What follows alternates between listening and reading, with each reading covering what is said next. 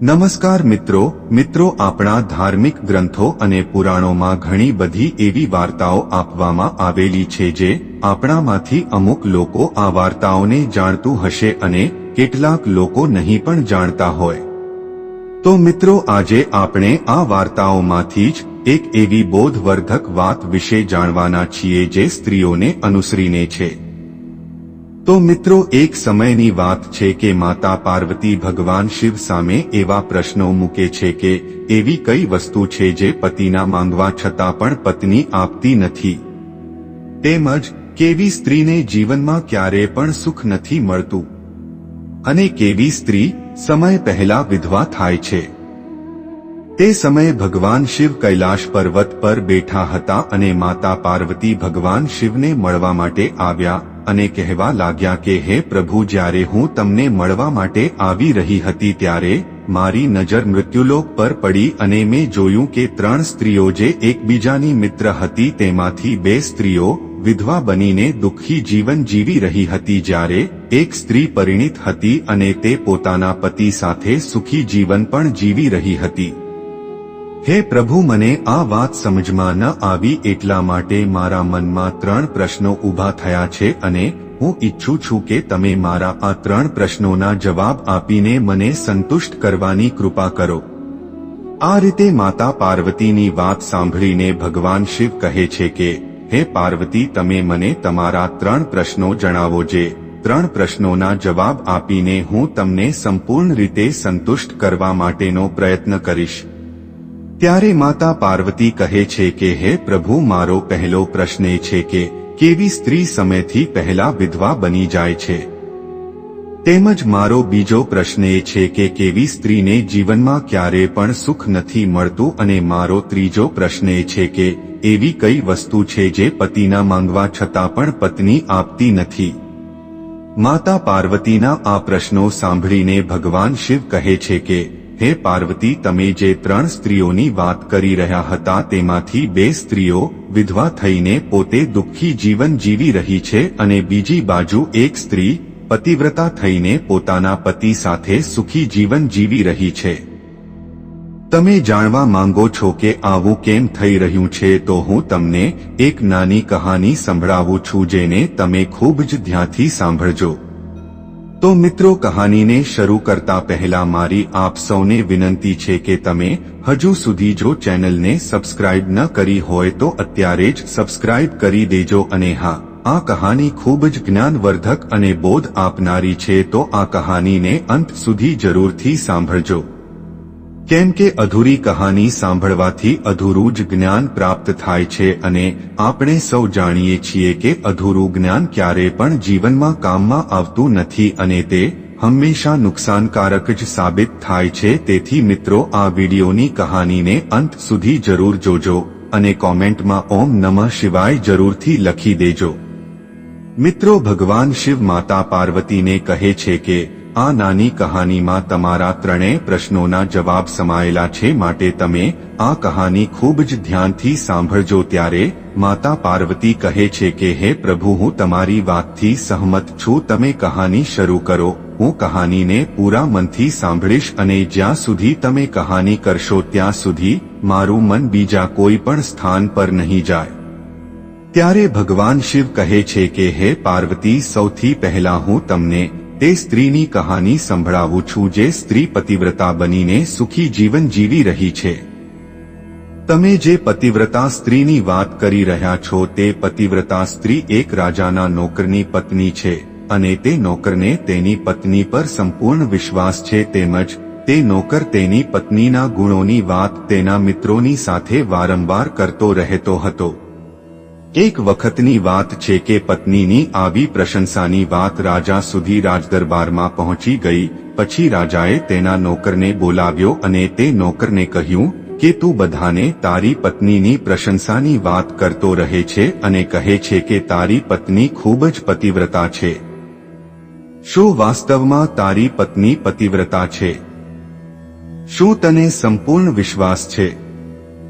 ત્યારે ભગવાન શિવ કહે છે કે હે પાર્વતી, આ રીતે રાજાની વાત સાંભળીને તે નોકર બોલવા લાગ્યો કે હે મહારાજ, મને પૂરો વિશ્વાસ છે કે મારી પત્ની સંપૂર્ણ રીતે પતિવ્રતા છે. તે જ સમયે રાજાનો મહામંત્રી તે નોકરને કહેવા લાગ્યો કે જો હું તારી પત્નીનો પતિવ્રતા ધર્મ ખંડિત કરી દઉં તો તને શું સજા મળવી જોઈએ?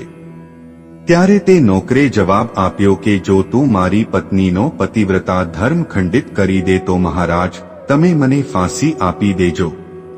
પછી તે રાજાનો નોકર તે મંત્રીને કહે છે કે હે મહારાજ, જો આ મંત્રી મારી પત્નીનો પતિવ્રતા ધર્મ ખંડન ના કરી શક્યો તો તેને શું સજા મળશે? ત્યારે રાજા કહે છે આ મંત્રીને પણ ફાંસીની સજા જ આપવામાં આવશે.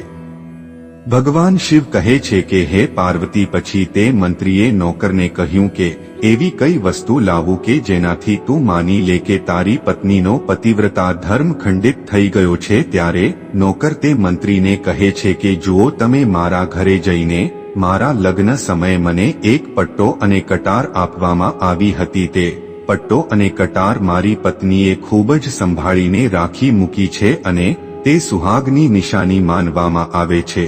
અને જો તું આ પટ્ટો અને કટાર લાવીને મને દેખાડે તો હું માની લઈશ કે તે મારી પત્નીનો પતિવ્રતા ધર્મ સંપૂર્ણ રીતે નષ્ટ કરી દીધો છે. ત્યારે ભગવાન શિવ કહે છે કે હે પાર્વતી, આ શરત સ્વીકારીને તે મંત્રી શહેરમાં જાય છે અને ત્યાં એક દાસીને મળે છે અને તે દાસીનું કામ એકબીજા વચ્ચે દુશ્મનાવટ કરાવવાનું અને એકબીજાની પાસેથી કોઈ પણ પ્રકારની ગુપ્ત માહિતી મેળવવાનો હોય છે. અને જે કામને કોઈ ન કરી શકે તે કામ આ દાસી કરી શકતી હતી. પછી તે મંત્રીએ તે દાસીને પોતાના સ્વાર્થ માટે બોલાવી અને તેને કહ્યું કે આ નામનું એક વ્યક્તિ છે અને તેની સાથે મારી શરત લાગેલી છે. અને ત્યારબાદ તે મંત્રીએ તે શરતની બધી જ વાત તે દાસીને કહી દીધી અને તે દાસીને કહ્યું કે તું કોઈ પણ પ્રકારે આ સ્ત્રી સાથે મારો સંપર્ક કરાવી દે. તારે જેટલું ધન જોઈતું હશે તેટલું હું તને આપીશ. ત્યારે ભગવાન શિવ કહે છે કે હે પાર્વતી, આ રીતે તે મંત્રીની વાત સાંભળીને તે દાસી કહેવા લાગી કે ભાઈ, તું એ સ્ત્રી વિશે વાત ના કરીશ, કેમ કે તે સ્ત્રી ખૂબ જ પતિવ્રતા છે અને તે તારી સામે જોશે પણ નહીં અને તેના પરિવારવાળા પણ ખૂબ જ ખૂંખાર છે અને તે જાણશે તો તારું ચામડું ઉતારી લેશે.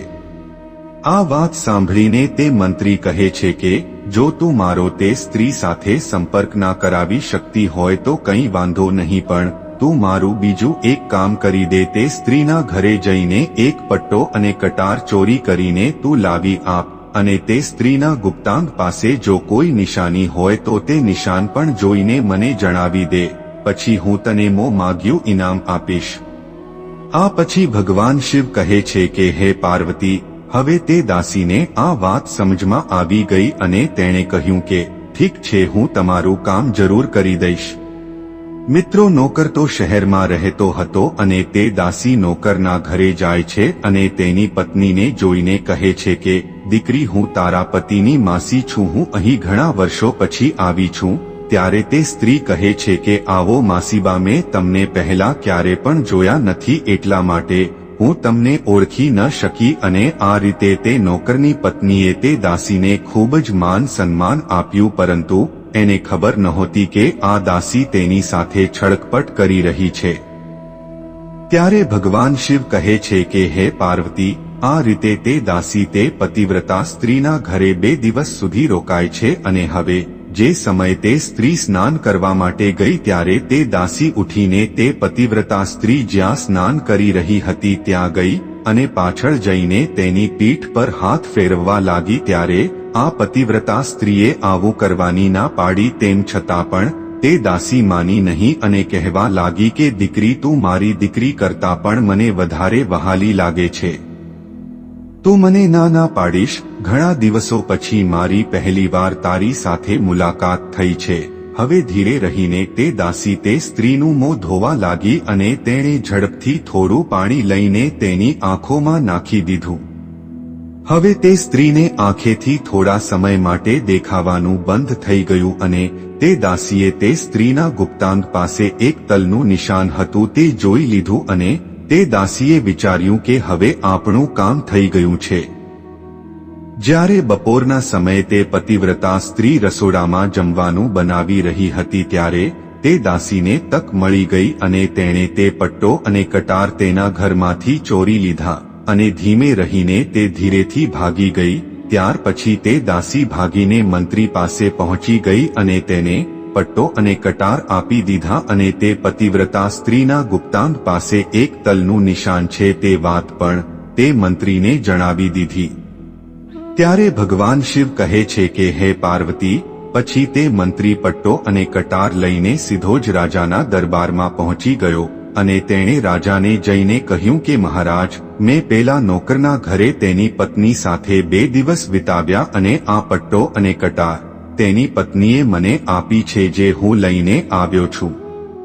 પછી તો રાજાએ રાજ દરબારમાં બધાને બોલાવ્યા અને તે નોકરના સમક્ષ તે મહામંત્રીને પણ બોલાવ્યો અને તેને તે પટ્ટો અને કટાર નોકરને બતાવવા માટે કહ્યું. પછી રાજાની આજ્ઞા લઈને તે મંત્રીએ તે નોકરને પટ્ટો અને કટાર દેખાડી અને તેની પત્નીના ગુપ્તાંગ પાસે એક તલનું નિશાન છે તે વાત પણ જણાવી. ત્યારે તે લોકોએ પણ માની લીધું કે તેની પત્નીએ તેના પતિવ્રતા ધર્મોનો સંપૂર્ણ રીતે ભંગ કરી દીધો છે. ભગવાન શિવ કહે છે કે હે પાર્વતી, પછી તો રાજાએ તે નોકરને 15 દિવસ બાદ ફાંસી આપવાનું નક્કી કરી દીધું અને એલાન કરાવી દીધું કે આ નોકરને 15 દિવસ બાદ ફાંસી આપવામાં આવશે. ત્યારબાદ રાજાએ તે નોકરની અંતિમ ઈચ્છા વિશે પૂછ્યું ત્યારે તે નોકરે કહ્યું કે મારી અંતિમ ઈચ્છા એ છે કે હું છેલ્લી વાર મારી પત્નીને મળવા માંગુ છું. ભગવાન શિવ કહે છે કે હે પાર્વતી, પછી રાજાએ નોકરને છેલ્લી વાર તેની પત્નીને મળવા માટેની મંજૂરી આપી. ત્યારબાદ તે નોકર તેના ઘરે તેની પત્નીને મળવા માટે ગયો અને ઘરે જઈને તે તેની પત્નીને કહેવા લાગ્યો કે તે મારી સાથે ખૂબ જ મોટો વિશ્વાસઘાત કર્યો છે. મેં તારા પર વિશ્વાસ રાખીને આ મંત્રી સાથે શરત લગાવી હતી અને રાજાની સામે રાજ દરબારમાં મેં કહ્યું હતું કે મારી પત્નીનો પતિવ્રતા ધર્મ ભંગ કરી દે તો મને ફાંસી પર ચડાવી દેજો. હવે પરિસ્થિતિ એવી થઈ છે કે મને 15 દિવસ પછી ફાંસી પર ચડાવી દેવામાં આવશે અને તે મારી સાથે વિશ્વાસઘાત કરીને સારું નથી કર્યું. ત્યારબાદ પોતાના પતિને તે સ્ત્રીએ બધી જ હકીકત જણાવી, પરંતુ તેના પતિને તેની વાત પર વિશ્વાસ આવ્યો નહીં. પછી તે નોકર પાછો રાજાની પાસે પહોંચી ગયો અને તેને જેલમાં ધકેલી દેવામાં આવ્યો. ભગવાન શિવ કહે છે કે હે પાર્વતી, બીજી બાજુ તે નોકરની પતિવ્રતા પત્નીએ ભગવાનને યાદ કર્યા અને પોતાનો વેશ બદલીને રાજાના દરબારમાં પહોંચી ગઈ અને તે રાજાની પાસે રાજ દરબારમાં નૃત્ય કરવાની આજ્ઞા માંગવા લાગી, કેમ કે તે સ્ત્રી ખૂબ જ સુંદર હતી અને તે રાજા પણ નૃત્ય જોવા માટેનો શોખીન હતો. એટલા માટે રાજાએ તે સ્ત્રીને નૃત્ય કરવા માટેની આજ્ઞા આપી દીધી અને તેના મંત્રીઓને કહી દીધું કે બધા હાજર રહે અને આ સુંદરીના નૃત્ય કરવા માટેની બધી જ વ્યવસ્થા કરી દીધી. ત્યાર પછી બધા મંત્રીઓ તે રાજાના દરબારમાં ઉપસ્થિત રહ્યા અને તે નોકરની પત્નીએ જ્યારે નાચવાનું શરૂ કર્યું ત્યારે તે રાજાને તે સ્ત્રીનું નૃત્ય ખૂબ જ પસંદ આવ્યું અને તે રાજા તે સ્ત્રીના નૃત્યથી ખૂબ જ ખુશ થયો અને તેણે તેને કહ્યું કે માંગ, તારે જે માંગવું હોય તે માંગ, હું તારી બધી ઈચ્છા પૂરી કરીશ. ત્યારે ભગવાન શિવ કહે છે કે હે પાર્વતી, પછી તે નોકરની પતિવ્રતા સ્ત્રીએ તે રાજાને કહ્યું કે મહારાજ, તમારા રાજ દરબારમાં એક ચોર બેઠો છે જેણે મારી પાસેથી રૂપિયા ઉતારી લીધા હતા અને આજ સુધી તેણે મને પાછા નથી આપ્યા અને તે ચોરને ફાંસીની સજા આપવામાં આવે એવી મારી ઈચ્છા છે. ત્યારબાદ રાજા તે સ્ત્રીને કહે છે કે મારા દરબારમાં કોણ ચોર છે જેને તારા રૂપિયા લીધા છે? તું મને એનું નામ જણાવ, હું તેને જરૂરથી ફાંસીની સજા આપીશ. ત્યારબાદ સ્ત્રીએ મહારાજને કહ્યું કે તમારો જે મહામંત્રી છે તે જ ચોર છે અને તમે હવે તેને ફાંસીની સજા આપી દો. હવે જ્યારે તે મંત્રીએ સાંભળ્યું કે આ સ્ત્રી તેને ચોર કહી રહી છે ત્યારે તે મંત્રીએ રાજાને કહ્યું કે મહારાજ, હું સોગંદ ખાઈને કહું છું કે મેં ક્યારે પણ આ સ્ત્રીની પાસે પૈસા માંગ્યા નથી અને મેં કંઈ પણ વસ્તુની તેની પાસેથી ચોરી નથી કરી. મેં તો આજ સુધી ક્યારે પણ એને જોઈ પણ નથી, તો હું કેવી રીતે ચોરી કરી શકું? મેં તો આજ સુધી તેનો ચહેરો પણ જોયો નથી. ત્યારે ભગવાન શિવ કહે છે કે હે પાર્વતી, જેવું તે મંત્રીએ કહ્યું કે મેં આજ સુધી ક્યારેય પણ આ સ્ત્રીનો ચહેરો જોયો નથી, ત્યારે તરત જ તે સ્ત્રી કહેવા લાગી કે મહારાજ, જો આ મંત્રી મને ઓળખતો નથી અને તેને ક્યારે પણ મારો ચહેરો જોયો નથી તો તમે આ મંત્રીને પૂછો કે તે આ પટ્ટો અને કટાર ક્યાંથી લાવ્યો છે. પછી તે સ્ત્રીએ કહ્યું કે હું એ નોકરની પત્ની છું જે તમારે ત્યાં નોકરી કરે છે અને તમે મારા નિર્દોષ પતિને જેલમાં પૂરી દીધો છે અને તેને ફાંસી પર ચડાવવાના છો. તો હવે હું તમને સત્ય હકીકત જણાવું છું કે તમારા મંત્રીએ એક દાસીને મારા ઘરે મોકલી અને તે દાસી મારા પત્નીની માસી છે એવું તેને જણાવ્યું અને મેં તેની વાત પર વિશ્વાસ કરી લીધો. ત્યાર પછી તે દાસીએ યુક્તિ કરીને મારા ગુપ્તાંગ પાસે જે તલનું નિશાન છે તેના વિશેની માહિતી મેળવી લીધી અને જ્યારે હું રસોઈ બનાવવા માટે રસોડામાં હતી ત્યારે તેણે મારા ઘરમાંથી તે પટ્ટો અને કટાર ચોરી લીધા અને લાવીને આ મંત્રીને આપી દીધા. અને આ રીતે રાજાએ પતિવ્રતા સ્ત્રીની બધી વાત સાંભળી અને રાજાએ તે દાસીને રાજ દરબારમાં બોલાવી. પછી તે દાસીએ રાજાને બધી જ હકીકત જણાવી દીધી. હવે આ બધી સત્ય હકીકત જાણ્યા પછી રાજાએ તે નોકરને છોડી દીધો અને મંત્રીને ફાંસી પર ચડાવી દીધો. અને આ રીતે તે નોકરની પતિવ્રતા સ્ત્રીએ અંતમાં રાજાને કહ્યું કે મહારાજ, હું મારા પતિને ખૂબ જ પ્રેમ કરું છું. હું એક ચારિત્ર્યવાન સ્ત્રી છું. મેં ક્યારેય પણ મારા પતિને નામ લઈને બોલાવ્યા નથી અને હું મારા પતિની ભગવાનના ભાવથી સેવા કરું છું. ભગવાન શિવ કહે છે કે હે પાર્વતી, આ રીતે હવે મારી કહાની પૂરી થઈ છે. હવે તમે તમારા ત્રણેય પ્રશ્નોના જવાબ સાંભળો. તમારો પહેલો પ્રશ્ન એ હતો કે કેવી સ્ત્રી સમય પહેલા વિધવા થઈ જાય છે. તો તેનો જવાબ સાંભળો. જે સ્ત્રી પોતાના પતિને તેના નામથી બોલાવે છે તે સ્ત્રી સમયથી પહેલા વિધવા બની જાય છે, કેમ કે પતિનું નામ લેવાથી તેના પતિની ઉંમર ઓછી થઈ જાય છે અને સમયથી પહેલા તેનો પતિ મૃત્યુ પામે છે. આવી રીતે જે સ્ત્રીઓ પોતાના પતિનું નામ લે છે તે સ્ત્રીઓ સમયથી પહેલા વિધવા થઈને દુઃખી જીવન જીવે છે. ભગવાન શિવ કહે છે કે હે પાર્વતી, તમે જે 3 સ્ત્રીઓની વાત કરી રહ્યા હતા તેમાંથી 2 સ્ત્રીઓ જે વિધવા હતી અને તેમાંથી એક સ્ત્રી જે નોકરની પત્ની હતી તે પતિવ્રતા હતી અને તે ક્યારેય પણ તેના પતિને નામ લઈને બોલાવતી ન હતી. જ્યારે બીજી બાજુ 2 સ્ત્રીઓ હતી જે વિધવા હતી અને દુઃખી જીવન જીવી રહી હતી. તે હંમેશા તેમના પતિને તેમના નામથી બોલાવતી હતી, જેના કારણે તેમના પતિની ઉંમર ઓછી થતી ગઈ અને તે બંને સ્ત્રીઓ સમયથી પહેલા જ વિધવા થઈ ગઈ અને આજે તે દુઃખી જીવન જીવી રહી છે.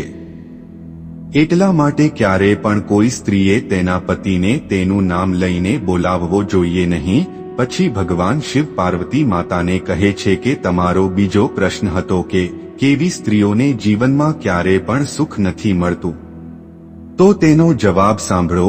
જે સ્ત્રીઓ તેમના પતિની આજ્ઞા વિના કોઈ તીર્થ સ્થાન કે કોઈ ઉત્સવમાં જાય છે ત્યારે તેમના જીવનમાં ક્યારેય પણ સુખ આવતું નથી. એવી સ્ત્રીઓ જીવનભર દુઃખી રહે છે અને તેમને તેમના પતિનો ક્યારેય પણ પ્રેમ નથી મળતો. હવે ભગવાન શિવ કહે છે કે હે પાર્વતી, તમારો ત્રીજો પ્રશ્ન હતો કે એવી કઈ વસ્તુ છે જે પત્ની તેના પતિના માંગવા છતાં પણ આપતી નથી. તો તમારા પ્રશ્નોના જવાબ એ છે કે તે વસ્તુ ગાળ છે. એક ચારિત્ર્યવાન સ્ત્રી ક્યારેય પણ તેના પતિને ગાળ આપતી નથી. જે સ્ત્રી ગાળો આપે છે તે સ્ત્રી ક્યારેય પણ ચારિત્ર્યવાન નથી હોતી અને એવી સ્ત્રીઓ જીવનભર રડતી જ રહે છે. તેઓના જીવનમાં ક્યારેય પણ સુખનો સમય આવતો નથી અને તેવી સ્ત્રીઓ પણ સમયથી પહેલા વિધવા થઈ જાય છે. આ રીતે મિત્રો, ભગવાન શિવના મુખથી પાર્વતી માતા તેમના 3 પ્રશ્નોના જવાબ સાંભળીને ખૂબ જ સંતુષ્ટ થયા અને તેમણે કહ્યું કે હે સ્વામી, હકીકતમાં જે સ્ત્રીઓ ચારિત્ર્યવાન હોય છે તે ક્યારેય પણ જીવનમાં દુઃખી થતી નથી, કેમ કે તેમના ઘરમાં હંમેશા લક્ષ્મીનો વાસ રહે છે અને તેમના ઘર હંમેશા ધન ધાન્યથી ભરેલા રહે છે અને આવી સ્ત્રીઓ તેમના ઘરને સ્વર્ગ બનાવી દે છે. તો મિત્રો આ સ્ટોરી તમને કેવી લાગી કોમેન્ટ કરીને જરૂર જણાવજો અને વિડીયોને એક લાઇક કરીને અમારી આ ચેનલને સબસ્ક્રાઇબ કરી બાજુમાં આપેલ બેલને દબાવવાનું ભૂલતા નહીં અને મિત્રો કોમેન્ટમાં ઓમ નમઃ શિવાય તેમજ જય હનુમાન જય માં લક્ષ્મી જરૂરથી લખજો।